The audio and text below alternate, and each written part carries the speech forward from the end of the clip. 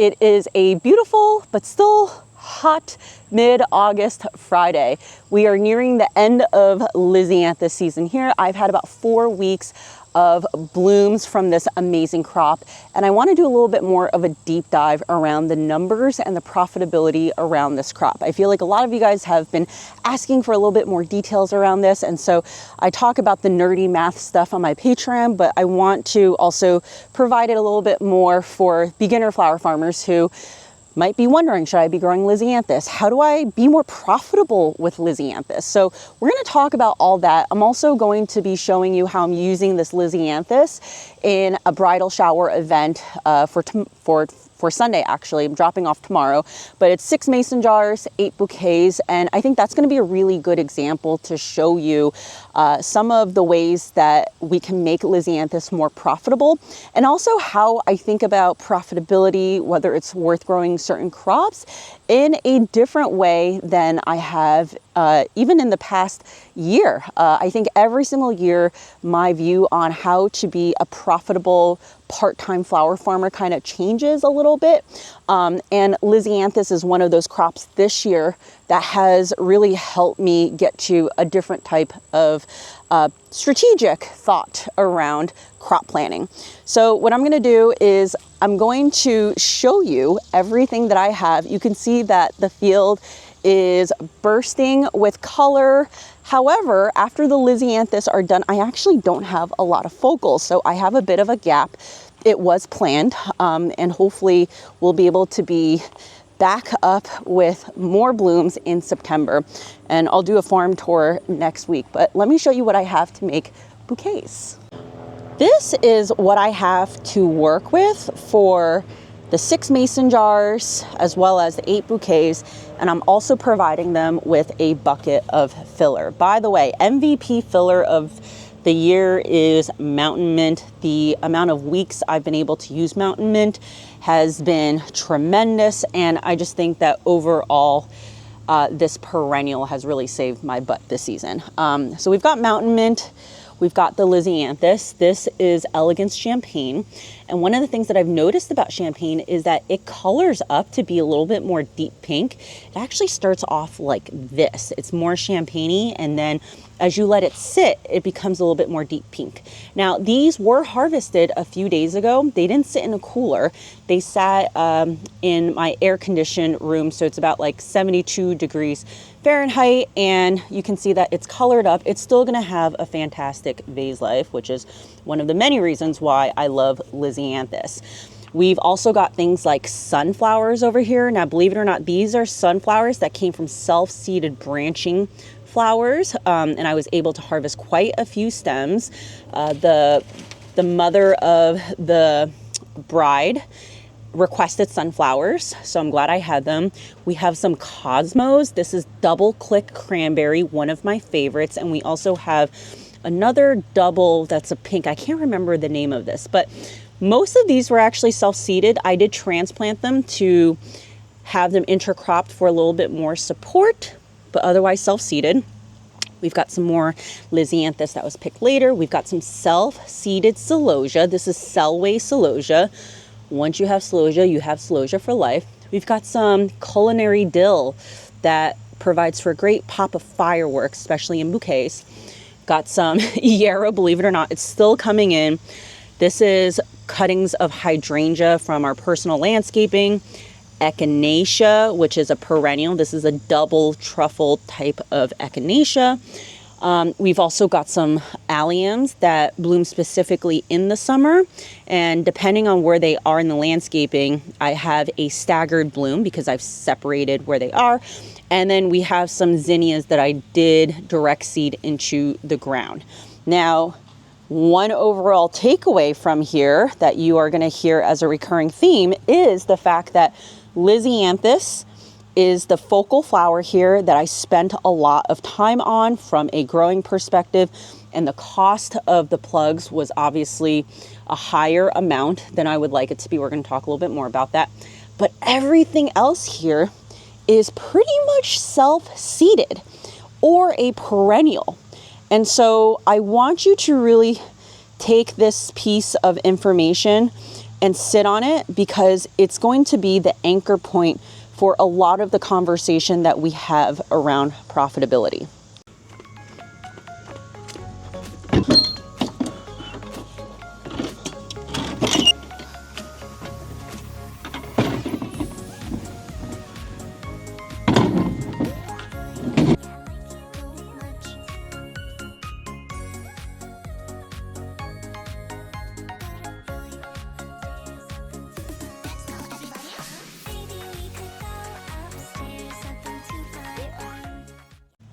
All right, let's get this focused in. We are gonna crank up bouquets and talk Lizanthus math. So this bouquet recipe is basically the same recipe that I used at the Bouquet bar a couple of weeks ago. And I think that there are two major things I wanna talk about. I wanna talk about the Lizanthus component as well as the other flowers component. So from a Lizanthus perspective, I've talked about this many times in my videos, that the cost of the Lizanthus plug is pretty high. We're talking about basically it's 72% of my total cost of growing Lizanthus. So the total cost was around, we'll call it $1.20 per stem, and the plugs themselves were about 90 cents. And that was driven by two things. One, I bought these in 110 cell trays or 125 cell trays, which typically the bigger the tray, the less it is. So you can buy these in 200 cell trays. You could buy them in even like 300 cell trays. So I know that I can definitely get this number down, but the other piece was that I unfortunately didn't get my tax information to Farmer Bailey in time, and I was charged sales tax. So that's about an extra like 6.625% on this. Not super meaningful, but obviously drove up the cost of this. So next year, what I'm looking to do is definitely buying smaller size plugs so that I can get more in a tray. And you can do that by ordering through someone like a Ball. The WebTrack platform is not exactly the most intuitive, but they are a broker for many greenhouses that also sell Lizanthus. So definitely plan to get down that number. But despite that, these bouquets are still pretty profitable. So I'm pricing these at my normal $25 a bunch, or mixed market bouquet bunch. And I don't charge more because it's a bridal shower.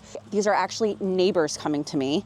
But the reason why I can charge this price is because of the fact that I talked about earlier, which is that these are all ancillary flowers that are self-seeded or are perennials. This is huge. It's huge because it means that the costs related to labor, planting, watering, maintenance is a lot less for this bouquet than if I were to rely on traditional summer annuals to help fill this out.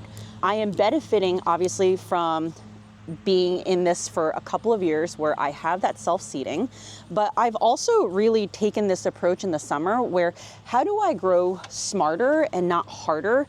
And that does start with allowing things to self-seed, knowing what's going to come back. So for example, celosia is very reliable in coming back. It comes back basically every single year.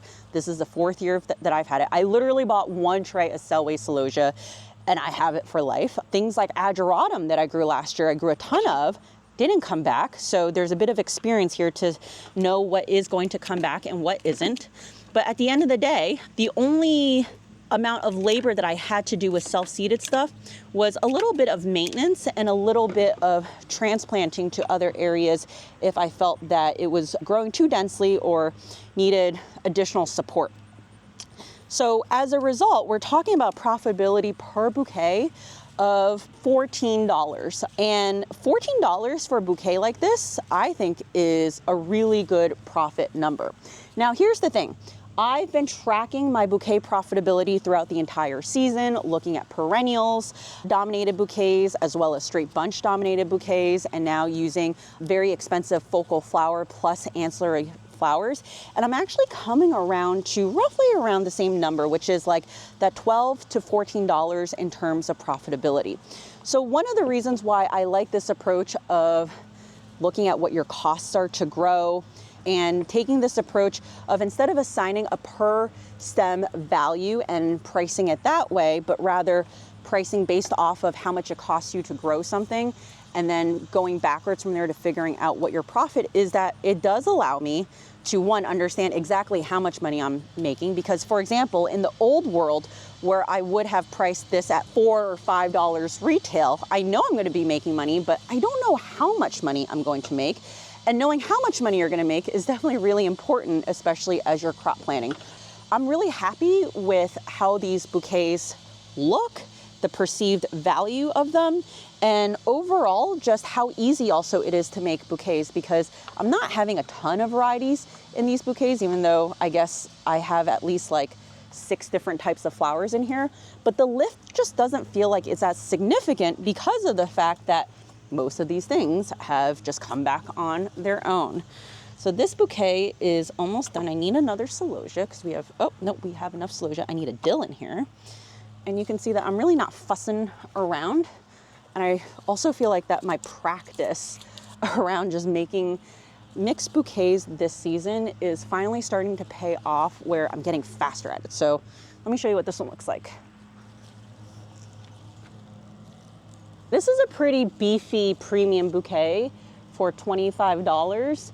And for me to be able to be more than 50% profitable, including my labor, I think is pretty good. And that's like the challenge I'm giving myself, which is how do you make that bouquet feel like it's really worth that $25 that you might even get at a florist shop and still be really profitable for you. And it becomes this math of just where can you lean in on those perennials during especially spring. But this time of year where there are fewer perennials, how can you lean into self-seeded stuff that typically people would be starting as annuals? Now, I want to pause for a moment because look at this Lizanthus stem. This would be valued at like $6. So instead of giving them 4 Lizanthus stems, I'm going to give them 3 in this one over here. And if you missed my video last week on my favorite Lizanthus varieties, comparing, contrasting, I definitely recommend you take a watch, because I measure heights. I give you a tangible example of different varieties that I grew, some that had major stems like this, some that were a little bit lacking, and doing just a comparison. And I feel like that a lot of being a better grower is just figuring out what does better where you live based off of your growing conditions. Like you can tell that I don't have a tunnel outside, so everything needs to be grown outside, and that does impact the types of stems that I get in terms of quality and sometimes even height. But overall, Lizanthus has been a crop that I've been happy with because it's clear that I don't need a tunnel in order to grow them well, especially where I live here in New Jersey. All right, so we got this over here. We got this. They're looking so lovely. I need some more. What do I need? Oh, I need another Lizanthus here. I'm going to do this little rose color bunch over here. And then I feel like I'm missing something. I have a Cosmo. Nope, I'm good. All right. At this point, I've cranked out, this will be my 5th one, which is awesome. I'm getting faster even while talking. And I've said in a prior video before that I pride myself now that I can actually talk while making bouquets, and I interpret that as a sign of the progress that I've made in making bouquets. And I know that these all follow a recipe, but I still want to show you. Look how pretty it looks. All right, so now that we've talked about the economics of making a mixed bouquet, what I want to talk about next is how this experience with Lizanthus is really shaping how I think about crop planting for next year. So it should be no surprise to people that summer is tough, and a lot of flower farmers decide to pull back on summer, rightfully, because sometimes it just isn't worth the uphill battle in order to get those sales that feel so easy during other times of year, especially in the spring and fall. So if you want to sell in the summer and make the time worth it, I think it's really important to be strategic about it and think about what are the flowers that are going to get people to hop into their cars and drive to go buy them. And it's been really clear to me after this season, focusing on retail, that Lizanthus is one of those flowers. Those flowers tend to be a little bit more spring heavy. So for example, things like ranunculus or peonies are a really good example. Like, people go bonkers for peonies. If you can grow ranunculus, people are also really excited to drive and go get them. Tulips for some people are also that way too. But part of the problem with tulips as we start thinking about profitability is, let's compare a tulip to my lisianthus this year. So I talked about how my lisianthus was, we'll call it 90 cents, 92 cents per plug to grow. A tulip bulb is going to cost you close to 45, maybe even 50 cents, depending on the specialty variety. And the cost of one lisianthus stem is going to be twice as much as a tulip bulb. But I will say that the pricing that you have in terms of selling it is so different. In fact, the wholesale pricing for lisianthus is the upper end of the retail pricing for a tulip. So for example, in the spring, I think it's really hard for a lot of people to charge $2. Ideally, you could charge $2.50, but the reality is that a lot of people aren't willing to pay $2.50 for a stem. That's basically $25 for a 10-cent bunch, or for a 10-stem bunch. Now, some people can do it, but I'm cognizant of the fact that a lot of people struggle to be able to sell at those numbers. So I say all of this because the question becomes, is it actually profitable to grow tulips? And again, for some people, the answer is yes, some people no. So when you compare it to something like a lisianthus, where retail-wise, it's at least $4 a stem, you can see why growing a lisianthus is definitely a better proposition. Now, of course, they bloom at completely different times of the year, so it's a little bit of apples and oranges comparing the two. But I think it's an important exercise to think about as we put flowers in comparison to each other, which are the ones that are worth focusing our efforts on. So this all goes back again to which flowers are so awesome that customers get excited about and want to drive out to. And one of the ahas I had at the Bouquet bar a couple of weeks ago was the fact that people came out for lisianthus, not just because it's a beautiful flower, it looks like a rose, but because it reminded a lot of people of their wedding flowers. And this is true. Think about how often lisianthus are used in wedding bouquets. This is a flower that is shippable in the sense that a lot of florists are able to get these in and get them in internationally, especially from Japan. These are a little bit more timeless. So dahlias are back on the rise, but dahlias were not a popular type of flower until, I would say, in the past couple of years. It was popular back in the day, like decades and decades ago, but it hasn't had the same amount of popularity as something like a lisianthus. So that really did drive people out, and it was like reminiscent for them to be like, oh yeah, I remember having lisianthus in my bouquet. What am I trying to get at over here? I'm trying to get this point across that there are certain flowers where you know that if you grow it and if you do your marketing decently enough, people will come. And lisianthus is one of them. The problem is lisianthus blooms at a time of year when nobody really wants to farm, and there is a bit of this summer slump. Now, I'll say that my August has been awesome. It's actually been one of my higher revenue months, and that's a little bit of a function of I didn't do as big of a spring, primarily because of ease treatment, and I wasn't sure where we would be. But August this year has definitely been a above average month for me, even compared to prior years, because of my focus on lisianthus. I grew a lot more this year. I grew about 700 versus in prior years I only grew a few hundred, and I was selling retail for this. So I think it's a little bit different when you're focusing more on wholesale. You know that these are going to go to wedding designers, but the profitability on lisianthus for retail is obviously really good, because I would be selling these wholesale per stem $2.50 versus here it's about $4. And I just want to show you how beautiful this one looks too. Look at that. So back to the conversation around planning, crop planning, and when I would grow. Lisianthus, I've decided, will have a place in my crop plan, and therefore I will be doing summer sales. Now, I am going to be pulling back on the parts of the summer where lisianthus don't bloom. So here where I am, I know that the timing is going to be around the last week of July. Going into probably around mid-August is the height of lisianthus. And it is hard to time crops because Mother Nature will always slap you back down.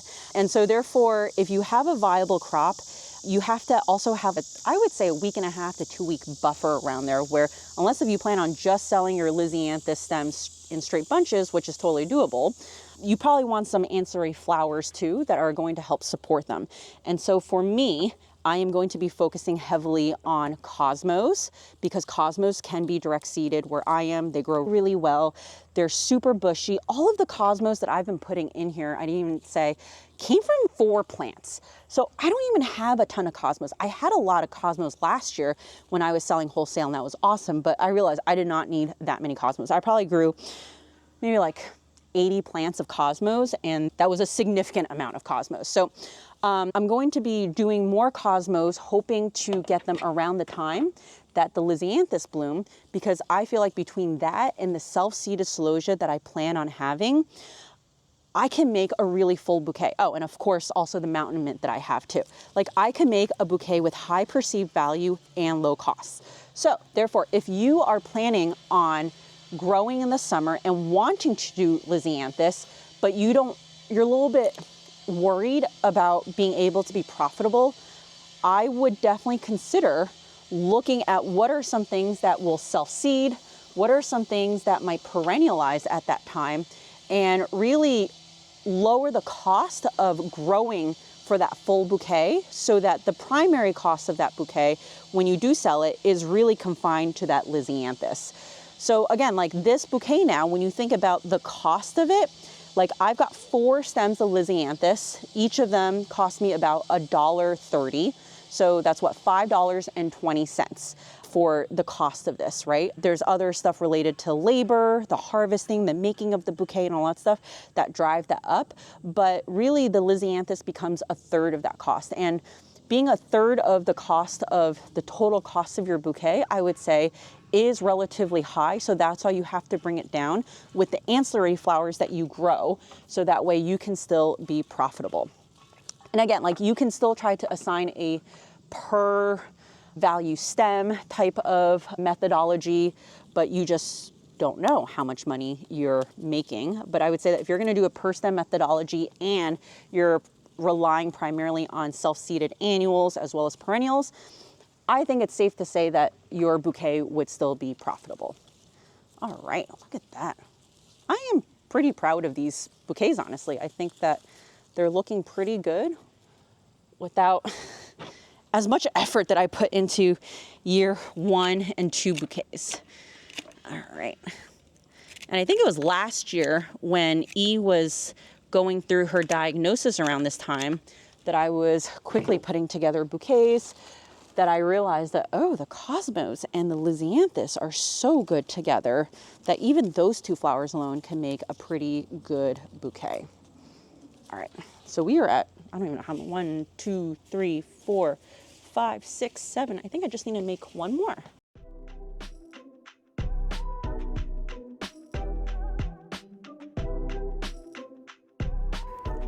Still not great at making jars, so we're doing a voiceover for this section. We've covered taking a cost-driven approach to pricing bouquets, my Lizanthus growing costs, and crop planning around flowers that get people excited enough to drive for, like Lizanthus. But now let's talk about the numbers. How much did I actually make from Lizanthus this month? I'm going to be using the traditional pricing methodologies in terms of assigning a per value stem, because it's going to make a lot more sense in this calculation. So I have 5 sales outlets: a flower subscription, my usual country store outlet, a bouquet bar, a la carte orders, and a bridal shower. I moved 450 stems across these channels, and those included some freebie stems, which I gave to E's teachers as well as some neighbors. And these stems were valued at anywhere from $3 to $4 a stem each. Again, that's 450 Lizanthus stems moved around across this time frame. The lower price point was for my subscription only bouquets, but when you include the free stems, the lower end range, as well as the typical $4 pricing per stem, my weighted average came out to be about $3.25. So that means that the Lizanthus alone generated $1,462, and the total sales in this period was $1,600. And that was actually only a 2-week time span. So note that when I use my cost-based methodology, we're looking at about a $13 per profit bouquet for the ones that I made today. I said $14 earlier, but I'm adding a little bit more buffer from the time that I spent in terms of filling buckets and all of that good stuff. But I think the better question to ask is, what would my sales have been like over the past 2 weeks if I didn't have Lizanthus? And the answer is, it likely would have been a small fraction of the $1,462, or actually the $1,600. There is no way Celosia or Cosmos would have driven the same type of demand that Lizanthus was able to. And that's why I think planning my business around these super interest flowers is how I'm going to approach year 5. In any business, there are headwinds and tailwinds. So why market and work against those headwinds when you can capitalize on the tailwinds? I want to show you the result of all the flower making that we've done today in this video, and I am in my foyer where all the flowers are resting, and I think is a good place for me to display these vases on this little bench that Eric made for us to put on our shoes. But I want to talk a little bit about the mason jars, because it's been a while since I've made any arrangement in mason jars, and I did take the floret arranging course a few months ago and was able to apply some of those principles. One of the things that really gave me confidence from that course was using some things in our landscaping. Like you can see, there's a lot more filler in these that I traditionally wouldn't use in my mixed market bouquets. I've even used some hydrangeas and even been more encouraged to forage and use some of the stuff that we call weeds, but actually do really, really well, especially giving that little shine.